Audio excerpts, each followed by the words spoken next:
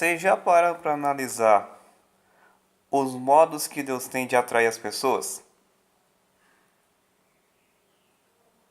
Os mais diversos modos que Deus usa para atrair as pessoas para Ele? Várias maneiras, né? Se a gente for pegar o testemunho de cada um aqui, Deus atraiu cada um de nós de um jeito. Às vezes para os jeitos bons, às vezes para os jeitos ruins. Em sua maioria, é aqueles testemunhos meus que só vontade de chorar. Não é glorificar a Deus pela transformação, é chorar com o irmão, porque é testemunhos. E o que foi comentado domingo foi exatamente esse tema. Deixa a folha dobrada aqui. A maneira misteriosa que Deus tem de nos atrair. Engraçado que quando o pastor contou isso, foi fazer essa ministração, eu lembrei de como Deus trouxe o Fernando para Jesus. Que Deus usou esse sentimento pela minha irmã como uma estratégia de atraí-lo para Cristo. E aí já são o que? Acho que uns 7, 8 anos que ele está com Jesus. E eu fiquei pensando muito nisso, na maneira que Deus usa para nos atrair. Não nos atrair apenas em questão de conversão, mas quando Ele percebe que nós estamos fora do caminho, que nós estamos desobedientes. O versículo que foi usado é 2 Coríntios 7,10. 2 Coríntios 7,10.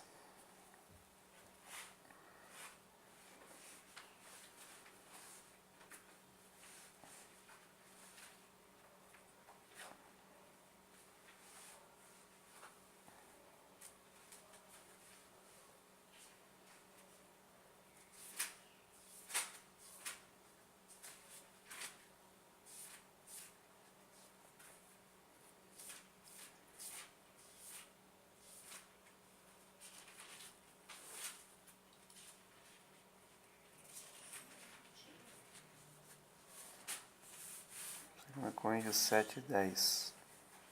Acharam? Porque a tristeza, segundo Deus, opera arrependimento para a salvação, da qual ninguém se arrepende, mas a tristeza no mundo opera a morte. Eu nunca parei para pensar nisso, que existe dois modos de tristeza. Existe a tristeza, vamos colocar primeiramente a tristeza no mundo. Vou citar no meu caso. Eu sou um cara que planejo tudo que eu quero fazer, eu planejo antes. Até como que eu vou convencer as pessoas com quem eu tenho que conversar. Eu não sou um cara que já chego assim e faço.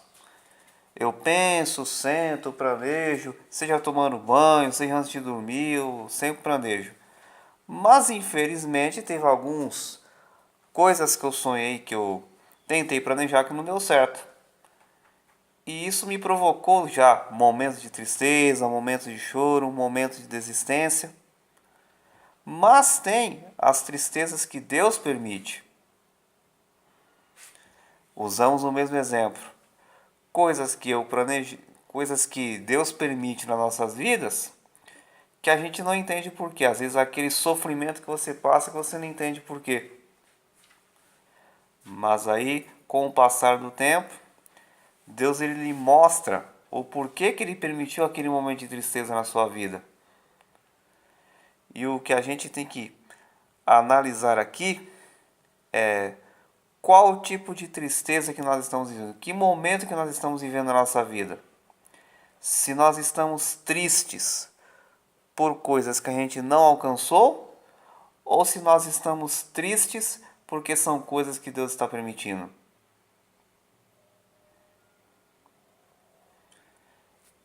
Como já citei algumas vezes, alguns exemplos aqui, a respeito de disciplinas, de provas. Existem provas que é Deus que permite na nossa vida, mas existem provas que a gente que arruma para a cabeça. Então, resumindo um pouco o que foi falado no domingo, o que a gente tem que fazer é analisar, pensar como que nós temos vivido a nossa vida. pelo que realmente nós temos sentido arrependimento, como existe aqui, falamos no versículo.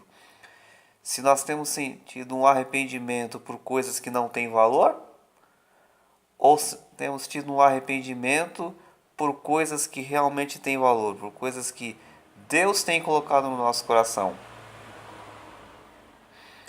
Tem um versículo que eu não lembro a referência, mas espero encontrar, que é: Deus faz a ferida e Ele mesmo cura. Então nós temos que analisar que tipo de... Pelo que nós temos assim gastado o nosso tempo? Pelo que nós temos assim sofrido? Será que por aquilo que nós temos lutado, por aquilo que nós temos sofrido, tem valido a pena? Essa mensagem do pastor me fez refletir muito, principalmente durante a mensagem, mas depois. Porque como eu sou um cara sonhador, eu sou um cara que vivo o tempo todo sonhando com tantos projetos aí, então eu também tive que parar um pouquinho, analisar os sonhos que eu tenho, se realmente o meu empenho, as forças que eu tenho gasto por estes sonhos têm valido a pena, se são sonhos que Deus aprova, se são sonhos que veio do coração de Deus, se não é coisas do meu coração. Então a gente tem que parar um pouquinho e analisar se nós estamos vivendo o tempo certo, se nós estamos vivendo realmente aquilo que Deus planejou para nós, ou se nós estamos vivendo por nós mesmos.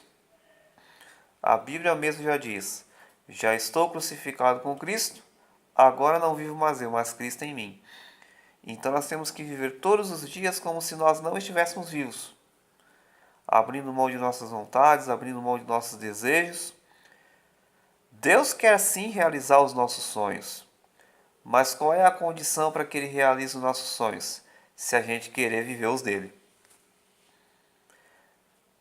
Tem uma frase que eu sempre digo, já disse isso para alguns amigos e alguns deles ficaram tristes comigo, mas é a realidade. As coisas só acontecem na nossa vida quando a gente não quer. Damos um exemplo muito simples aí. Esse ano poderia ter sido um ano que a gente poderia viajar de novo. Mas, por decisão da família, foi preferível a gente ficar em São Paulo para resolver algumas coisas aqui que a gente tinha que resolver. Aí, onde que a gente se imaginaria fazer tudo que a gente já fez esse ano?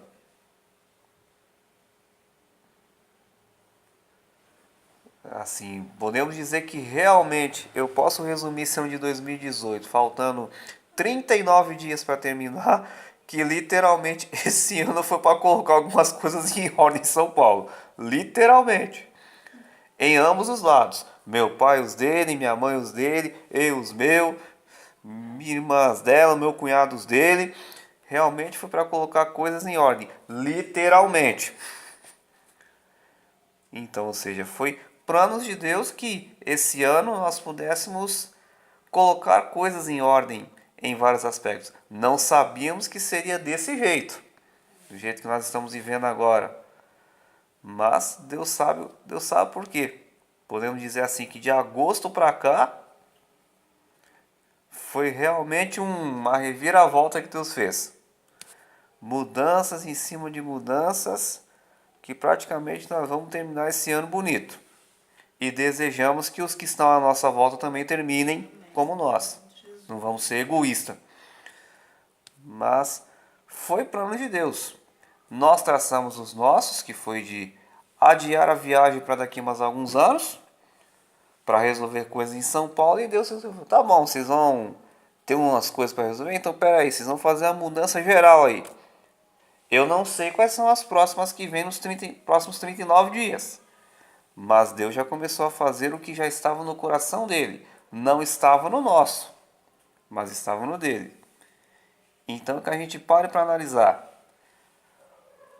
de que maneira que estamos vivendo. Se o nosso esforço por aqueles desejos, por aqueles sonhos tem valido a pena.